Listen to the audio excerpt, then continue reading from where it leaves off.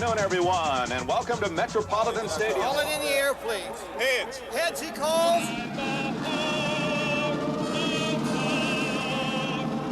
Hey, listen now. 4 quarters, 60 minutes, and we're the champions.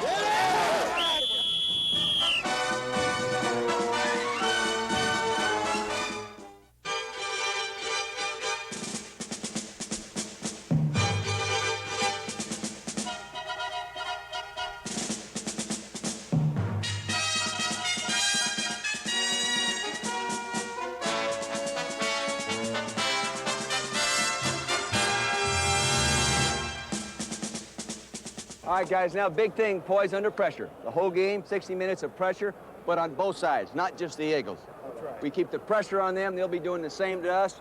Play mistake-free football, and let's set the tempo. Get at it. All right, ready? Hey! Welcome to the National Football League, men.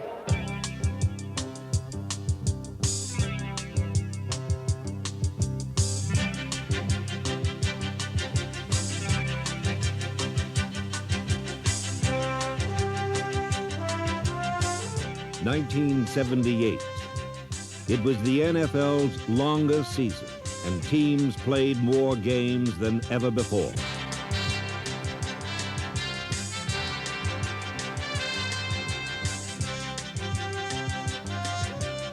(1978) was the most competitive season ever. Division races were tighter, no longer dominated by a single team. What used to be a game of Monopoly became a genuine scramble instead.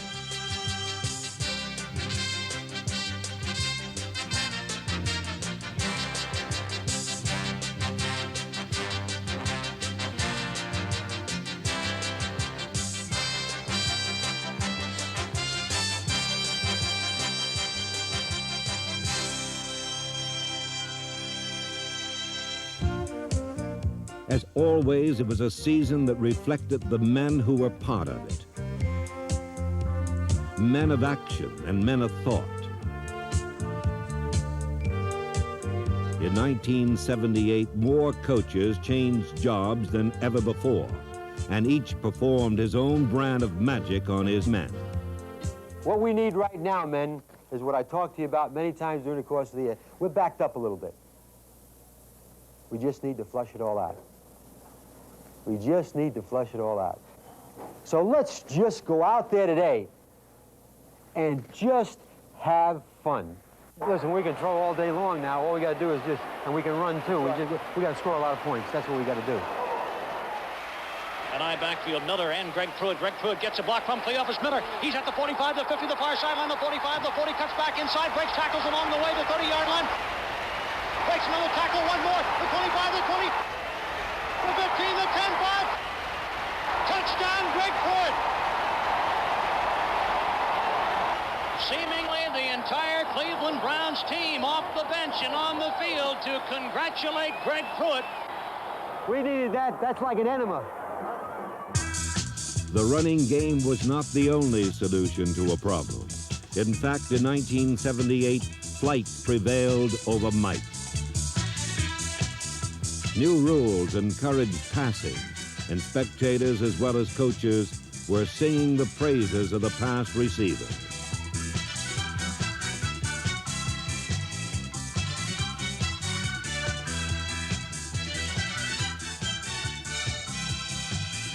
Receivers were given more freedom while running their patterns, enabling them to concentrate completely on catching the ball.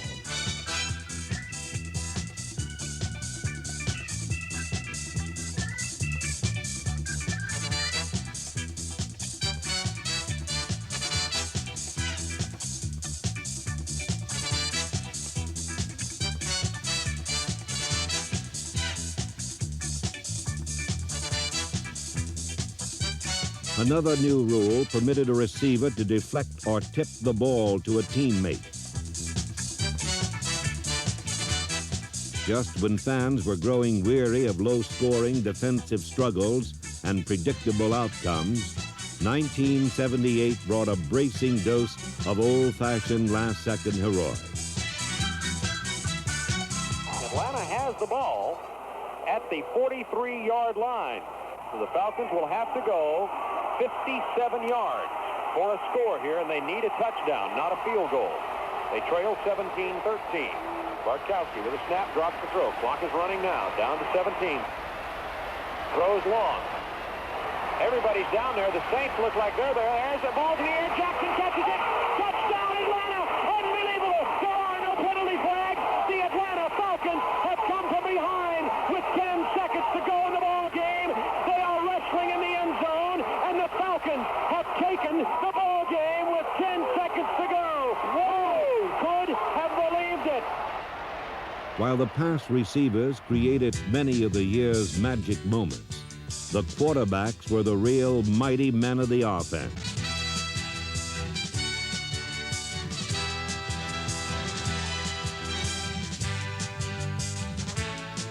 They were the fighting generals who dominated Sunday's battle.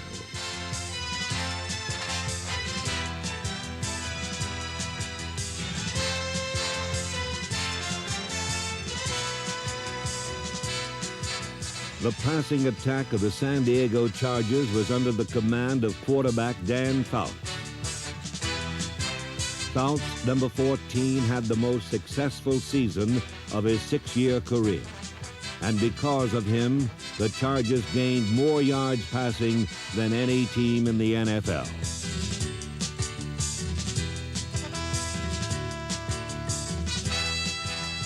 The New England Patriots gained the most yards running, and their quarterback, Steve Grogan, number 14, ran for more yards than any quarterback in the league.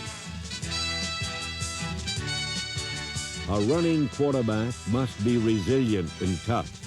Grogan is, and he led the Patriots to their first division title in 15 years. While Grogan is a durable quarterback, Dan Pastorini, number 7, is an inspirational one.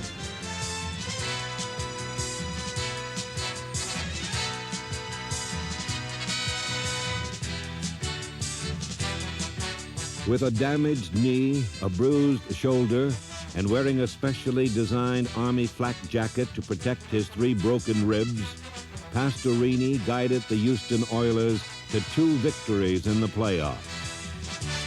He conquered pain as well as his opponents, and his courage was something his teammates would never forget.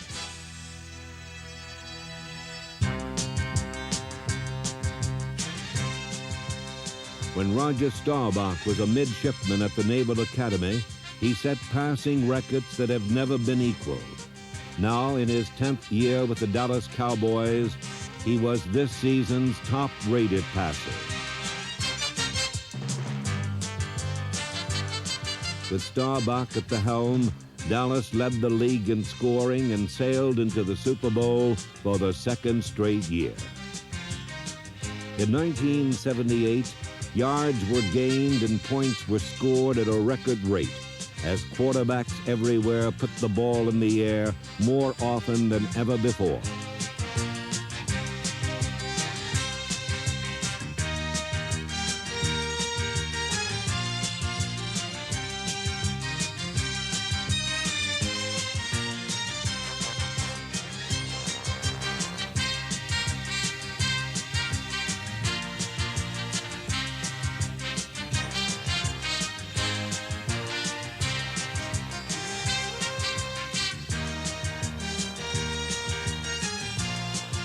Passes, both long and short, provided many thrills, but it was a pass that the Oakland Raiders never threw that set off the most unusual game-winning play of 1978.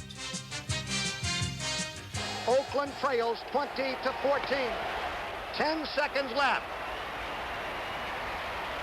The crowd takes up a chant of defense. Robisky and Banaszak are the backs. Slot right, Branch inside. Bradshaw, Stabler back. Here comes the rush. He sidesteps. Can he throw? He can't. The ball flipped forward is loose. A wild scramble. 2 seconds on the clock. Casper grabbing the ball. It is ruled a fumble. Casper has recovered in the end zone. The Oakland Raiders have scored on the most zany, unbelievable, absolutely impossible dream of a play. Madden is on the field. He wants to know if it's real. They said yes. Get your big butt out of here. He does. There's nothing real in the world anymore. The Raiders won the football game.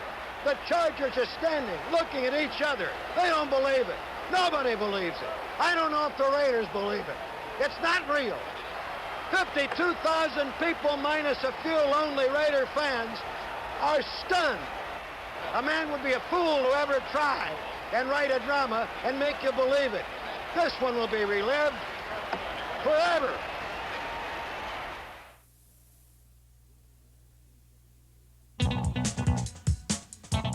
In 1978, rule makers gave offensive linemen a break. For the first time, they were allowed to extend their arms and open their hands while pass blocking. The new technique cut down sacks, but one mistake could still lead to a quarterback ache.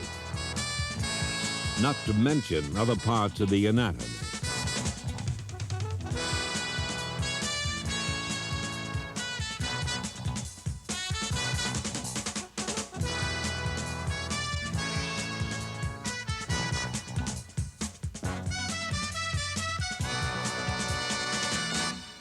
In 1978, the arcane art of pass protection was best illustrated by the Houston Oilers. As a unit, they gave their quarterback, Dan Pastorini, the best protection in the NFL.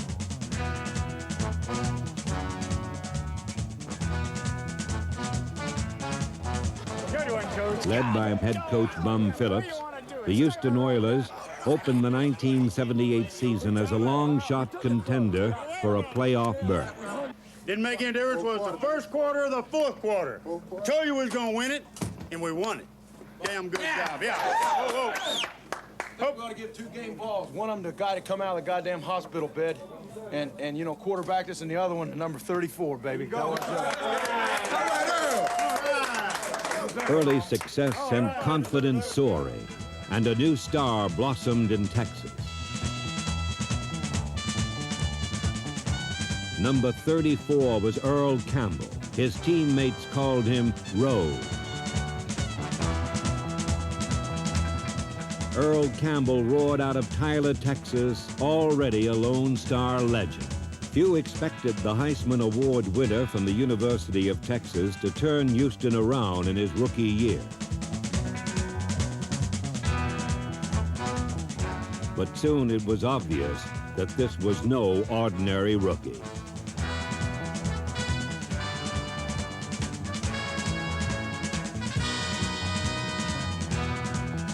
The Tyler bowling ball packed 225 pounds of power and launched it with sprinter speed.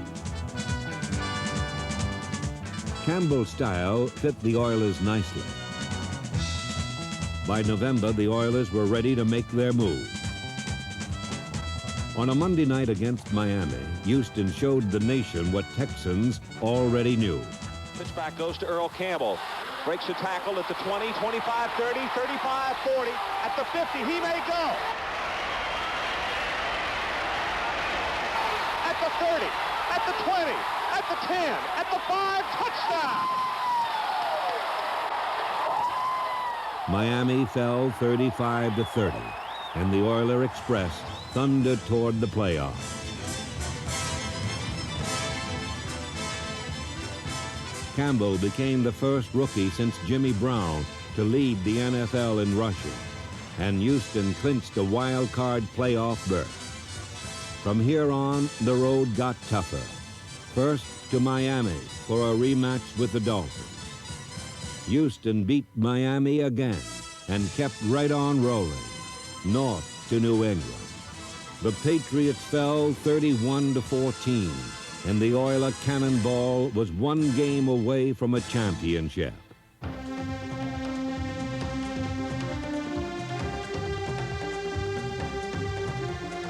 On a somber Pittsburgh Sunday, Oiler dreams were laid to rest.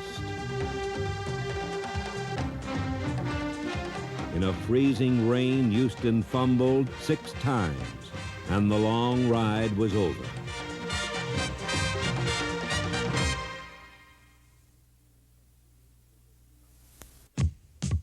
1978 was a season of achievement. Compared to the previous year, 17 teams improved their records. Even the league's most notorious loser finally emerged from the shadows of defeat. For more than a decade, Philadelphia has been the graveyard of pro football. Then in 1976, Eagle owner Leonard Toews hired Dick Vermeil as head coach. Vermeil began the 1978 season with an improved team, but one that faced the toughest schedule in the NFC. We've worked hard to get to where we are in a position that we can play a good football team and beat them. Now, we haven't beaten the Rams yet, but that's what we've worked to do. That's what we are prepared to do, to beat the Rams. Now, we may not be able to do it, but we won't know until we've played 4 quarters of football. And they sure as hell hadn't beaten us yet. Hey, we're going to beat them, guys. It's our turn. The snap from Dennis Franks. Here is the punt, and it is blocked. Pat Thomas blocks it in the end zone, and the ball is, let's see if they say he recovers it for the touchdown. The Eagles began another new season with an old habit. They lost to the Los Angeles Rams. Cromwell recovers the ball. Who blocked it? Outside man. That's embarrassing. 10-man rush, he walks in and blocks it. Guys, we were close, and we almost got her done. Almost doesn't count. You give them a block punt for a touchdown, you can't win. That Los Angeles Rams team has as much talent as anybody in football. And I'll tell you, you don't have to be embarrassed about your performance. I'm proud of you. I'm disappointed for you. I'm disappointed for you. I'm disappointed for the coaching staff and Mr. Toast and everybody else. But damn it, we're a good football team. And don't let anybody tell you different.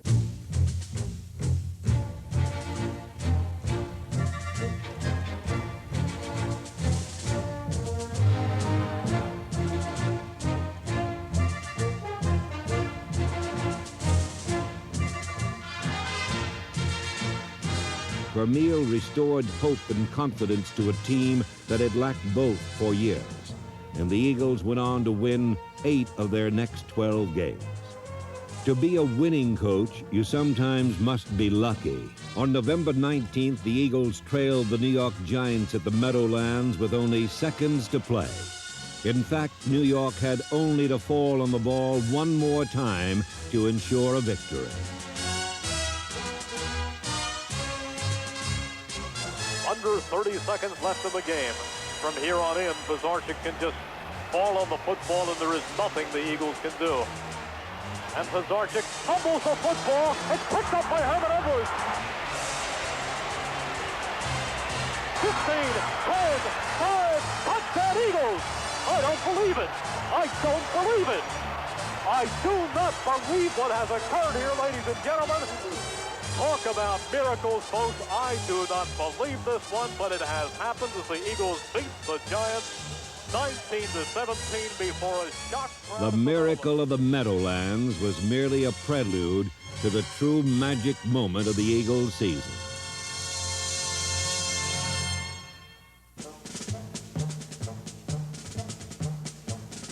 One month later, in the final game of the season, these Philadelphia Eagles would get the chance to win a distinction which they had always wanted, but never had. Well, guys,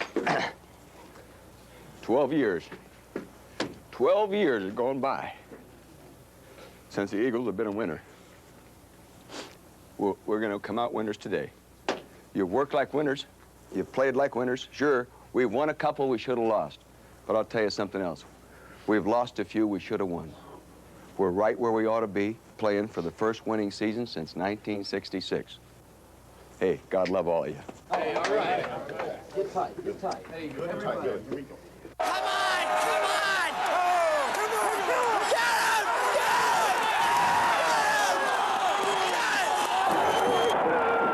Let's get heat on that guy now, huh? Let's get heat on that guy. Pizarchik on a slant in. Intercepted. Intercepted by Frank Lemaster, who picks it up for a touchdown.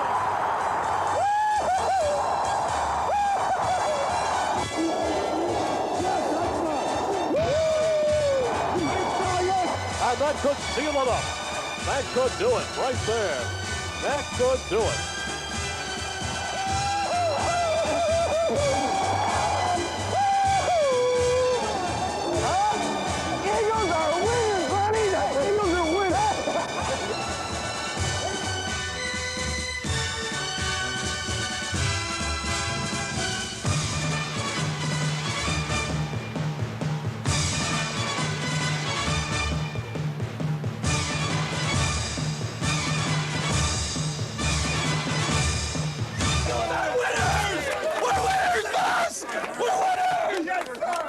That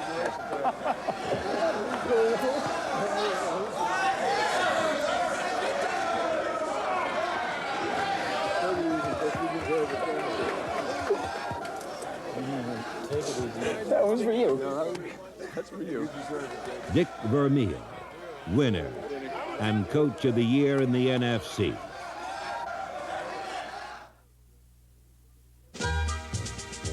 Super Bowl XIII was a circus of big plays that resulted in the most exciting Super Bowl championship ever.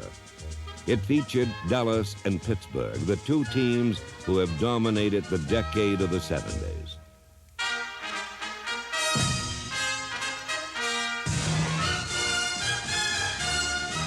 The Cowboys jumped to an early lead, but the superior firepower of the Steelers soon took its toll.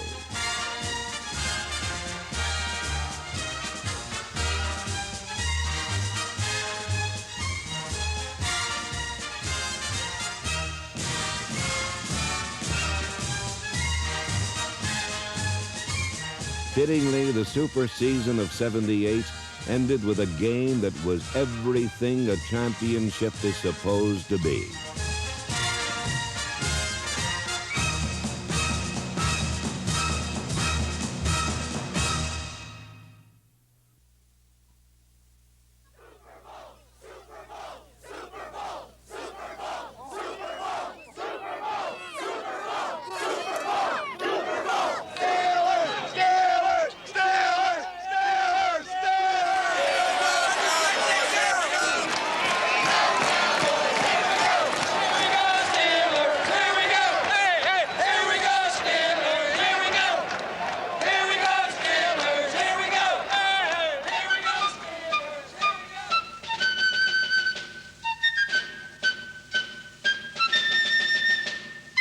For the last 10 years, the most successful teams in pro football have been the Dallas Cowboys and the Pittsburgh Steelers.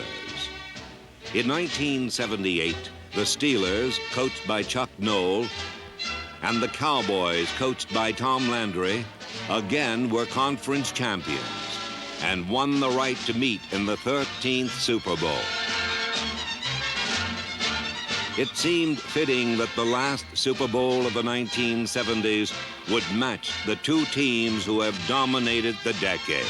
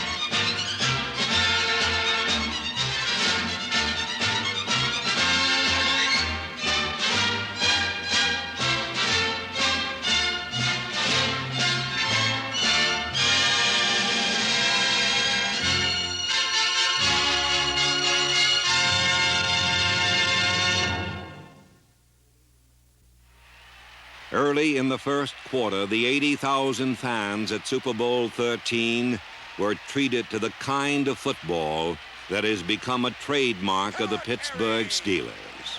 Right down their throat. Come on, Terry. Bradshaw, the quarterback for the Steelers. Bradshaw, hesitation and throws deep for Stallworth in the end zone. Touchdown, Pittsburgh. Johnny Stallworth caught it between two Dallas Cowboys, and the Steelers are on the board first. How about that? Terry Bradshaw is a country boy, and perhaps his touchdown pass to John Stallworth was inspired by the country proverb, which advises, when you're invited to the biggest party of the year, you dance with who brung you. Bradshaw had gotten to the Super Bowl by passing, so it never occurred to him to play cautiously and establish his running game first. His pass caught Dallas unprepared and gave Pittsburgh a 7-0 lead.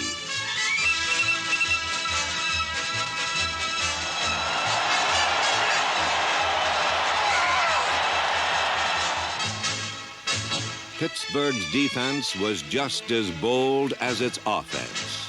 They blitzed their linebackers, often surprising Roger Staubach with a 5- or 6-man pass rush.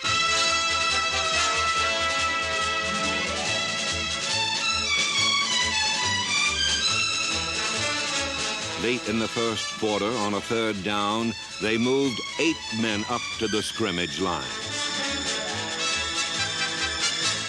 With all their manpower in the pass rush, the Steelers sacrificed themselves in the secondary.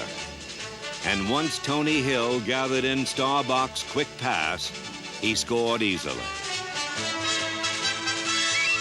The 8-man rush had forced the Steelers to cover the dangerous Dallas receivers man for man. Another look at the play reveals that Mel Blount, number 47, was so intent on guarding Drew Pearson, he never reacted to Hill's reception.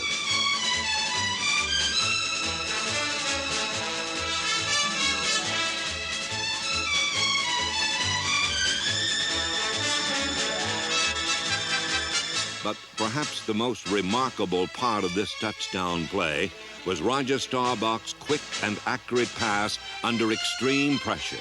Direct snap to Staubach. He barely gets in the way. It is caught at the 25. Here goes Tony Hill over the 20, the 10, the 5. Touchdown, Cowboys! That is twice the Steelers have threatened and given the maximum blitz on 3rd down and long. And that, I think, might be the kind of a spark that will get the Cowboys going as we move toward the second quarter.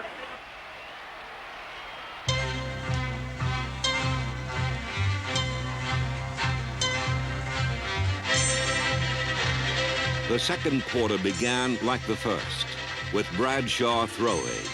Only now his mighty arm seemed ineffective as the Cowboy defense anticipated his every move.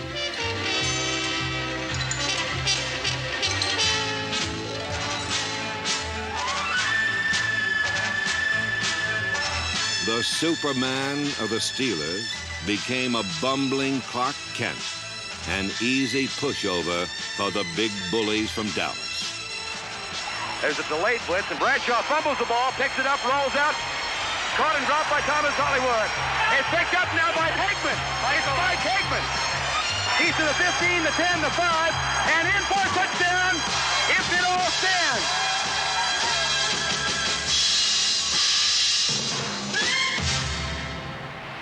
Dallas moves out to a 14-7 lead. Bradshaw has had 2 fumbles and 1 interception. And he, at times, has not thrown the football well. He started off pretty well, directing that 56-yard touchdown drive, but he's since been ragged. The play that gave Dallas a 14-7 lead began as a rollout pass. But when Bradshaw collided with Franco Harris, the ball popped loose.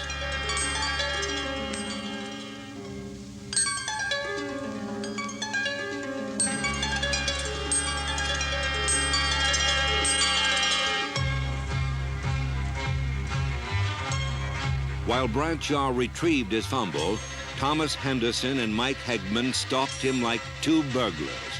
One held him, the other robbed him.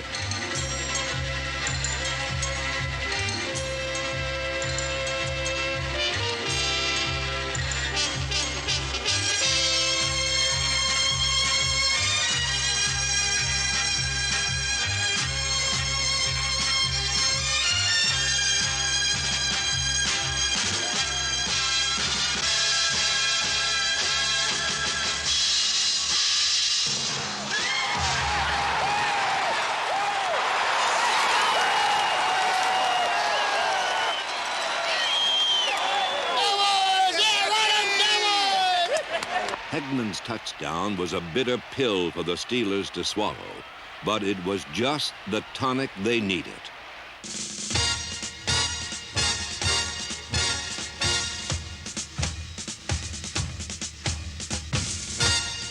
When they regained the ball, John Stallworth turned a routine sideline pass into a marathon 75-yard touchdown run that tied the game.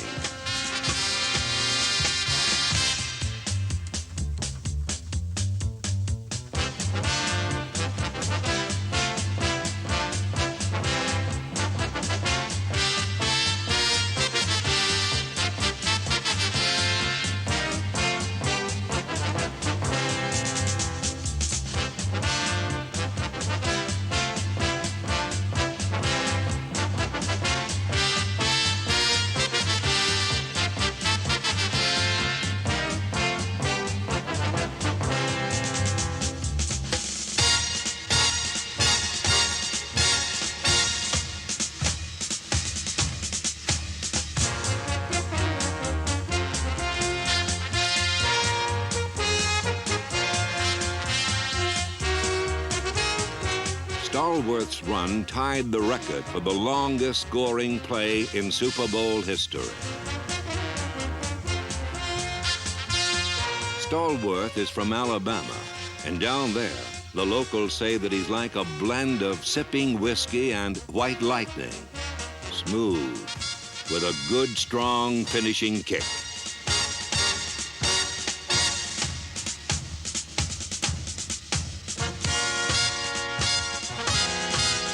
With 5 minutes left in the first half, Super Bowl XIII had turned into a circus of big plays.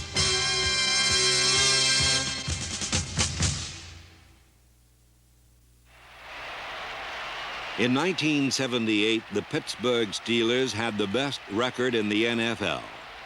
They are a mature, physically powerful squad with a special confidence that allows them to reach for heroism instead of merely trying to avoid mistakes.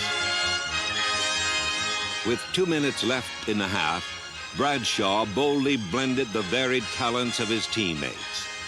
Like a skilled conductor, he directed them in a classic 2-minute drill.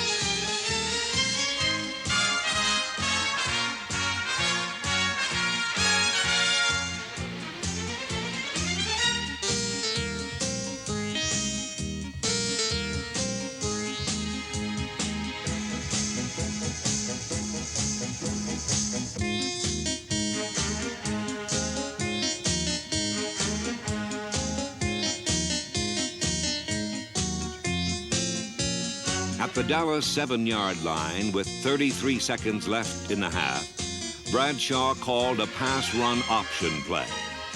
Pursued by the Cowboys and with no room to run, he finally spotted Rocky Bleier in the end zone.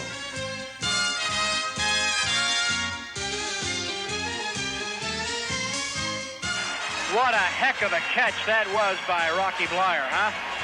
Would you have expected Rocky Bleier to turn into Nijinsky? It was Nijinsky. Oh, then Nijinsky was a great ballet dancer. Well, Cowboys trail by 7 again.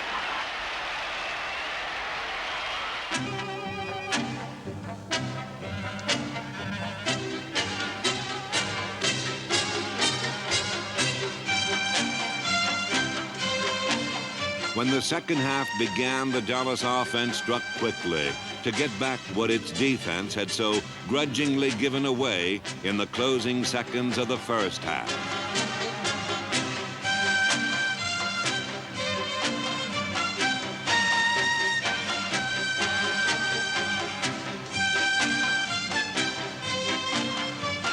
Dallas drove to the Pittsburgh 10-yard line late in the third quarter.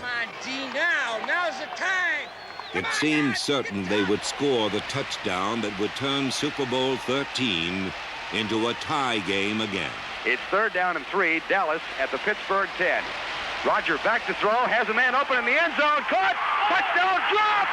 Dropped in the end zone, Jackie Smith all by himself. Oh, bless his heart, he's got to be the sickest man in America. Oh, Jackie was so wide open in the end zone, it was incredible. And he could not hang on to the ball. A catch by Smith would have tied the score. Instead, Dallas had to settle for a field goal and trailed Pittsburgh by 4 points at the end of the third quarter.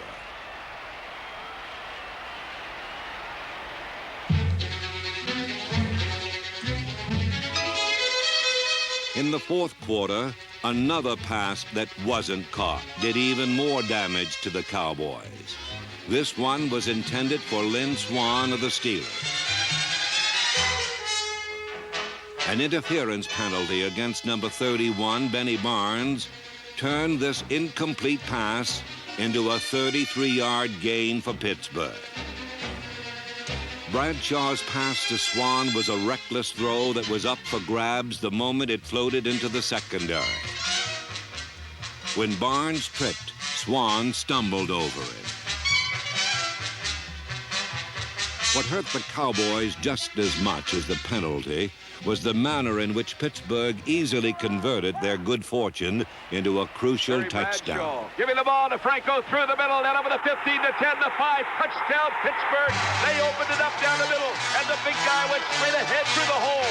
He knocked them loose in every direction, and the Steelers go on the board with it. Franco Harris's touchdown was an alert decision by Terry Bradshaw. He called the play at the scrimmage line when he noticed an opening through the center of the Dallas defense. Charlie Waters, number 41, tried to close the hole, but he collided with an official. And Harris had an open road to the end zone.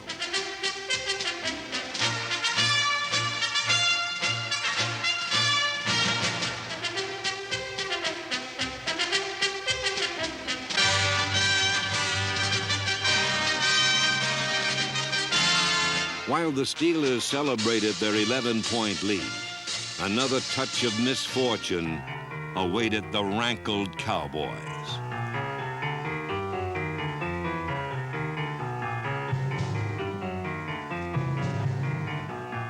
On the ensuing kickoff, Roy Jarrella slipped, and his kick bounced directly to defensive tackle Randy White. A cast on White's fractured thumb prevented him from getting a grip on the ball, and it squirted loose before he was hit. Fumble! Ball loose! Still fighting for it at the 21. It is Pittsburgh's ball. Holy mackerel! Here we go, Steelers! Here we go! Here we go, Steelers! Here we go! Here we go, Steelers! Here we go! Bradshaw is back. And he's going to Swan, and Swan makes a circus catch in the end zone. Unbelievable catch for the touchdown. He was up in the air and made a circus catch. He looked like a flying circus, and the Southern Cal Flyer pulled it in. Holy smokes, 18 yards, and they strike again.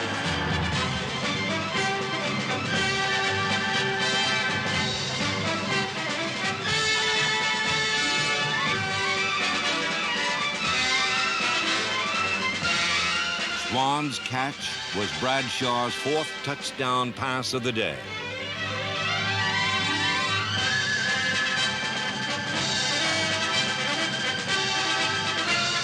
It put Pittsburgh ahead 35-17.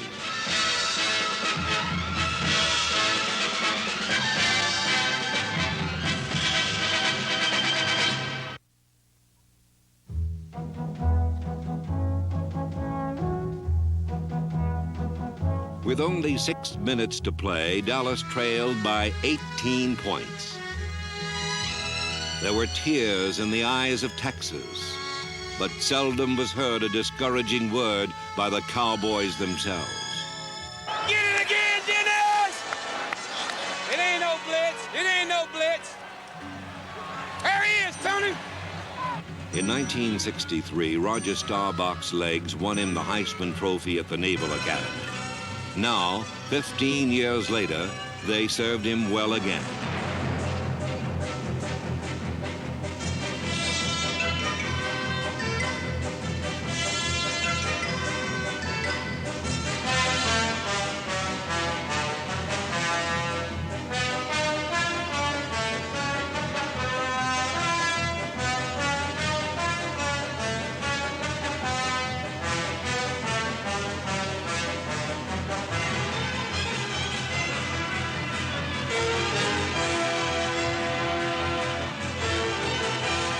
Staubach and Tony Dorsett, number 33, gained most of the yardage in a furious 8-play, 90-yard drive.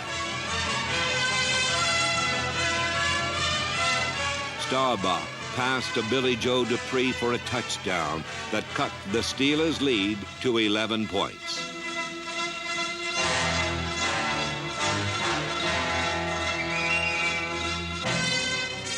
And now here comes the onside kick. It comes to the left side, and the Steelers drop it, and the Cowboys recover. Dallas has the football at the 49-yard line. Dennis Thurman picked it up, and the Cowboys may still be alive.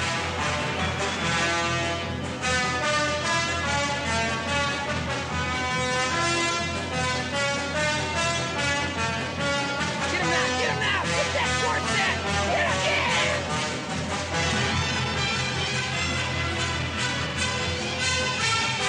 With only 2 minutes to play, Dallas needed 2 touchdowns to win. As they drove down the field again, it was an appropriate occasion to summon up the old cliches which salute gallant losers who play on for pride and self-respect when all hope for victory has vanished. But no, this was a team that truly believed it still could win.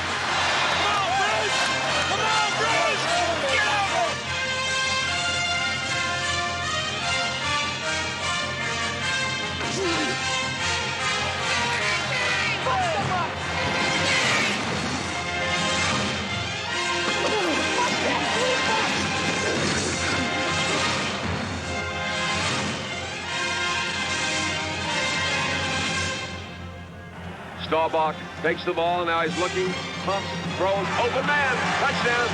Score is 35-31 in Super Bowl 13. Again, Dallas broke through Pittsburgh's defense, but now they were caught in the deadly squeeze of the clock. 22 seconds on the clock. The Cowboys' remote chance for victory disappeared into the arms of Rocky Bleier.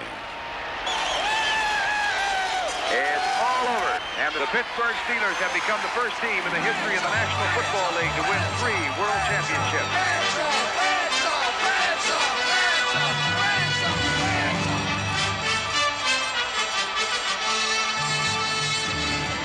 The Pittsburgh Steelers defeated the Dallas Cowboys in a Super Bowl that was everything the championship game is supposed to be.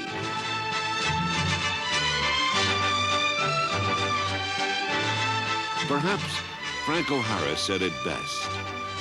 This was the greatest game I ever played in.